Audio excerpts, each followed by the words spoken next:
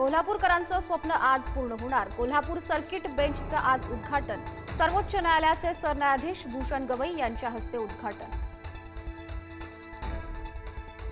आज जळगावात अजित पवारांच्या राष्ट्रवादीचा मेळावा। अजित पवार पदाधिकाऱ्यांना करणार मार्गदर्शन, तर काँग्रेसच्या प्रदेश उपाध्यक्ष प्रतिभा शिंदे करणार राष्ट्रवादीत प्रवेश। मुख्यमंत्री देवेंद्र फडणवीस आज सोलापूर दौऱ्यावर। प्रधानमंत्री आवास योजनेच्या 1348 घरकुलांचं करणार वितरण। पुरंदर विमानतळ प्रकल्पातील शेतकऱ्यांना कमी मोबदला दिला जात असल्याची माहिती। मोबदल्यासाठी शरद पवार मुख्यमंत्री फडणवीसांशी करणार चर्चा। राऊतांनी उत्तर महाराष्ट्रात येऊन एकतरी महापालिका जिंकून दाखवावी। मंत्री गिरीश महाजनांचं संजय राऊतांना आव्हान। आगामी निवडणुकांची दहीहंडी महायुतीच फोडणार, महाजनांनी व्यक्त केला विश्वास।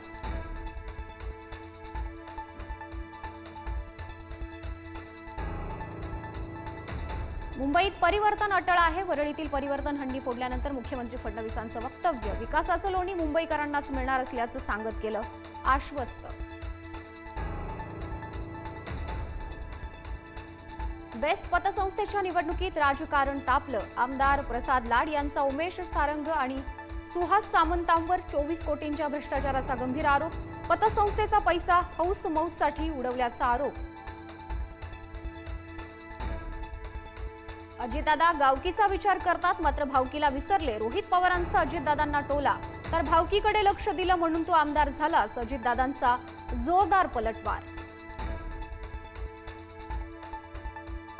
प्रांजल खेवलकर यांच्या अडचणीमध्ये वाढ। खेवलकरांचा दुसरा मोबाईल पोलिसांनी घेतला ताब्यात। एका महिलेनं तक्रार दिल्यानं खेवलकरांविरोधात आणखी एक गुन्हा दाखल।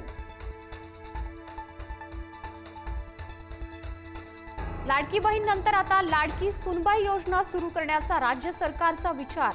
उपमुख्यमंत्री एकनाथ शिंदे आज घोषणा करण्याची शक्यता। पालिका निवडणुकीच्या पार्श्वभूमीवर सरकारच्या हालचाली।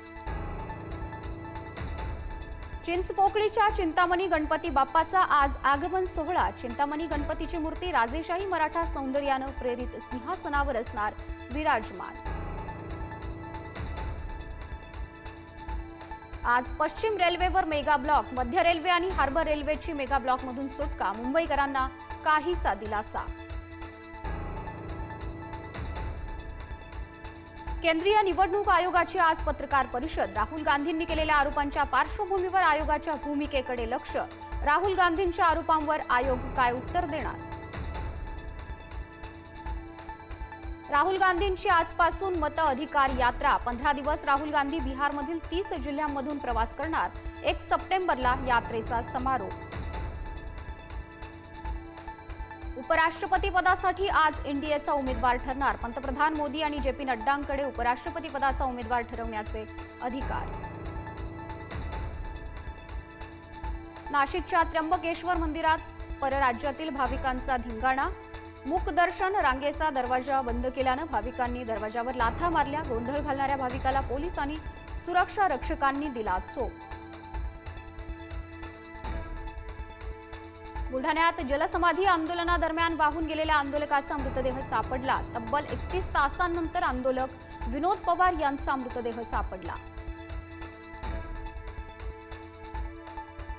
राज्यात 20 ऑगस्टपर्यंत पावसाचा इशारा। मुंबईसह कोकण, गोवा, मध्य महाराष्ट्रातील घाटमाथ्यावर अतिवृष्टीची शक्यता। कोकणातील बहुतांश जिल्ह्यांसाठी पुढील 4 दिवस ऑरेंज अलर्ट। राज्यात पावसाचं धुमशान। पावसानं अनेक ठिकाणी नदी नाल्यांना पूर। पुरानं रस्ते बंद झाल्यानं वाहतूक ठप्प। पुराचं आणि पावसाचं पाणी साचल्यानं पिकांचं मोठं नुकसान। दहीहंडी उत्सवाला 2 गोविंदांच्या मृत्यूनं गालबोट। थरावर थर असताना झालेल्या पडझडीत 95 गोविंदा जखमी, दोघांची प्रकृती गंभीर। उल्हासनगरच्या खासगी रुग्णालयात नातेवाईकांचा राडा। डिस्चार्ज झालेल्या रुग्णाचा मृत्यू झाल्यानं हॉस्पिटलची नातेवाईकांकडून तोडफोड। रुग्णालय प्रशासनाच्या चुकीमुळे रुग्णाचा मृत्यू झाल्याचा नातेवाईकांचा आरोप।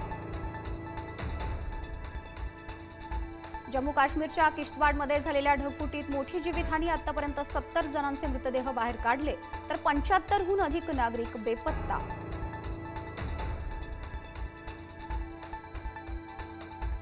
Thank you.